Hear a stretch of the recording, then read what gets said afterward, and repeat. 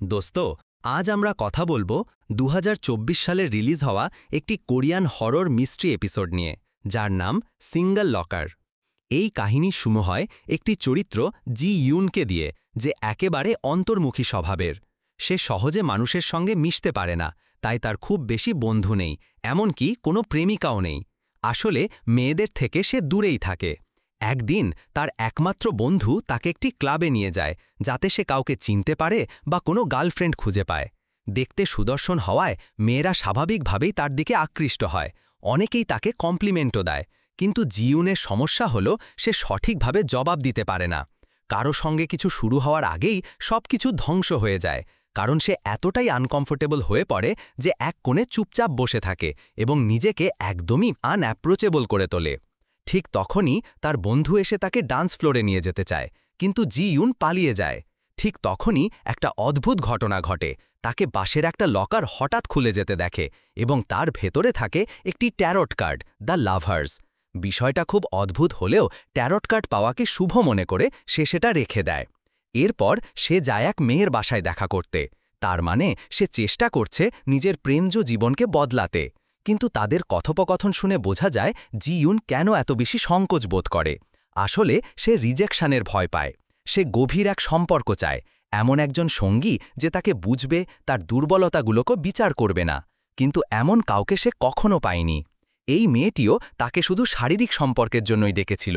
যখন জি Yoon serious সম্পর্কের কথা তোলে, তখন মেয়েটি তার কথা শুনে হেসে ফেলে, যেন সে কোনো রসিকতা করেছে। এর ফলে জিউন আরও বেশি নার্ভাস হয়ে পড়ে এবং তখনই শুরু হয় তার হাঁকলানো, স্টাটারিং। জিউনের সবচেয়ে বড় সমস্যা হলো একটু নার্ভাস হলেই সে ঠিক করে কথা বলতে পারে না, আর এই কারণেই সে কখনো প্রেমিকা জোটাতে পারেনি। তবে এটি তার একাকিত্বের আসল কারণ নয়। অনেক সময় সে নিজেই মেয়েদের থেকে দূরে সরে যায়, কারণ কেউ তাকে তেমন ভালো লাগে না। তারও একটা সত্যিকারের সঙ্গী চাওয়া আছে, কিন্তু যেই মেয়েরা কেবল টাইম পাস করতে চায় তাদের সে পছন্দ করে না। একদিন যখন সে সেই মেয়ের বাসা থেকে ফিরছিল, তখন সাবওয়ের মধ্যে হঠাৎ তার জামায় ওপর থেকে কাদা পড়ে যায়। জামা নোংরা হয়ে যায়, আর তাই সে সেটা খুলে একটি ফাঁকা লকারে রেখে দেয়, যাতে পরে বাড়ি ফেরার সময় নিতে পারে। এরপর সে যায় তার কর্মস্থলে, একটি নামী সেলুনে, যেখানে সে একজন হেয়ার ড্রেসার হিসাবে কাজ করে।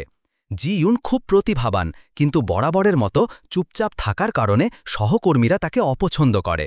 তারা ভাবে জি ইউন অহংকারী এবং অদ্ভুত। আবার তার সুদর্শন চেহারার কারণে তাকে অনেক আনওয়ান্টেড অ্যাটেনশনও পেতে হয়। যেমন ওই দিন সে এক মধ্যবয়সী মহিলার চুল কাটছিল, তখন সেই মহিলা তাকে নানা বাহানায় তার নম্বর চাইতে থাকে। প্রথমে সে দেয় না, বলে ওয়ার্ক পলিসির বিরুদ্ধে, কিন্তু মহিলা বারবার অনুরোধ করায় অবশেষে দিতে বাধ্য হয়। জি ইউন বুঝে যায় মহিলা আসলে কি চায়, কিন্তু পুরুষ হয়েও সে নিজেকে অসহায় বোধ করে। সে অনুভব করে এই পৃথিবীতে সে একদম একা, না পরিবার আছে, না বন্ধুরা সময় দেয়, না কর্মস্থলে কেউ ভালোবাসে। সহকর্মীরা সবসময় ভাবে সে শুধু চেহারার জোরে ক্লায়েন্ট দেয়, কাজ কিছুই পারে না। এই ধরনের পরিবেশে জি ইউন দিন দিন আরও বিষণ্ণ হয়ে পড়ছে। তবে সেদিন রাতেই একটা ঘটনা ঘটে যা তার জীবনটাই পাল্টে দেয়। সে যখন সেই লকার খুলে তার জামা নিতে যায়, তখন দেখে জামার পাশে একটি মেয়ের চুলের গুচ্ছ পড়ে আছে। তার মনে হয় এটা আগেই হয়তো ছিল, সে খেয়াল করেনি। কিন্তু এই লকার তো সেই খুলেছিল প্রথম, তাহলে চুল এলো কোথা থেকে? এ বিষয়ে বেশি ভাবার সময় হয় না, কারণ তার পরপর 2 দিন ছুটি ছিল। সে একটু রিল্যাক্স করতে চায়, কিন্তু তার শান্তিও বেশিক্ষণ থাকে না। পরের দিন তার বাড়িওয়ালা চলে আসে ঝামেলা করতে। তার বানানো খাবার খায়, মদ খায়, ঘর নোংরা করে ফেলে এবং উপরে উপরে টাকা দাবি।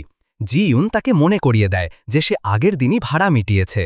এতে বাড়িওয়ালা একটু চুপ হয়ে যায় এবং চলে যায়, কিন্তু এটা যে শেষ নয় তা বুঝে ফেলা যায়।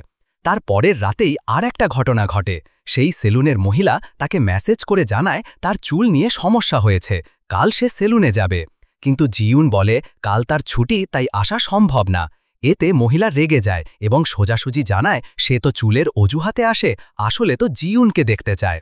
এটার কোনো জবাব জিউনের কাছে ছিল না, তাই সে মেসেজটা ইগনোর করে দেয়। ঠিক তখনই তার বন্ধু ফোন করে, জানায় সে এবং তার 2 নারী বন্ধু জিউনের বাসায় আসছে, একসাথে ডিনার করবে।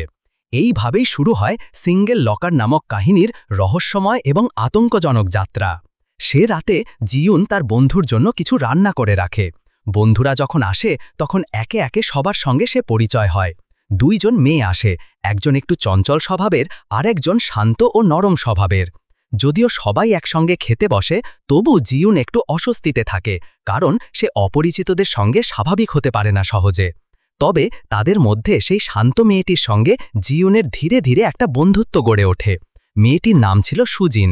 সুজিন তার মতোই একটু অন্তর্মুখী, আর সেই মিল থেকেই দুজনের মধ্যে একটা বোঝাপড়া তৈরি হয়। এরপর কয়েকদিন তারা মাঝে মাঝে কথা বলতে শুরু করে। জিউন প্রথমবারের মতো বুঝতে পারে কেউ তাকে সত্যি বুঝতে পারছে, তার স্টাটারিং বা অস্বস্তিকর আচরণে বিরক্ত হচ্ছে না। কিন্তু একদিন হঠাৎই জিউনের জীবনে অদ্ভুত কিছু ঘটতে শুরু করে।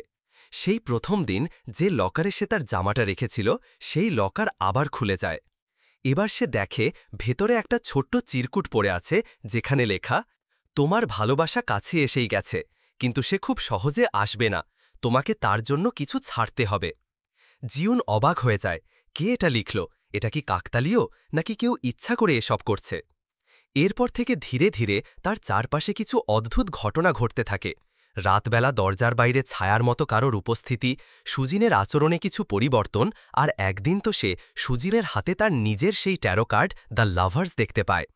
জিউন তখন বুঝতে পারে সুজিন হঠাৎই তার জীবনে আসা একমাত্র মানুষ নয়। এই সব কিছুর পেছনে একটা রহস্য আছে, আর সেই রহস্যের কেন্দ্রে আছে সেই সিঙ্গেল লকার। তারপর শুরু হয় জিউনের এক অন্ধকার, রহস্যময় যাত্রা। সত্যি কে, সুজিন কে, আর সেই লকারের আসল শক্তি কি? গল্প শেষ হয় এক টুইস্টে, যেখানে জিউন বুঝতে পারে সে আসলে যাকে ভালোবাসা ভেবেছিল সে একজন মৃত আত্মা, যে বহু বছর আগে সেই লকারে আটকে পড়েছিল, আর ট্যারো কার্ড ছিল সেই আত্মার প্রেমিক খুঁজে পাওয়ার উপায়। জিউন তাকে মুক্তি দেয়, কিন্তু বদলে আবার একা হয়ে যায়। সিঙ্গেল লকার শুধু একটা হরর মিস্ট্রি না, এটা একাকিত্ব, গ্রহণযোগ্যতা আর মানসিক সংযোগ নিয়ে এক গভীর গল্প, যেখানে ভালোবাসা আসে, ছুঁয়ে যায়, কিন্তু থেকে যায় একটা শূন্যতা।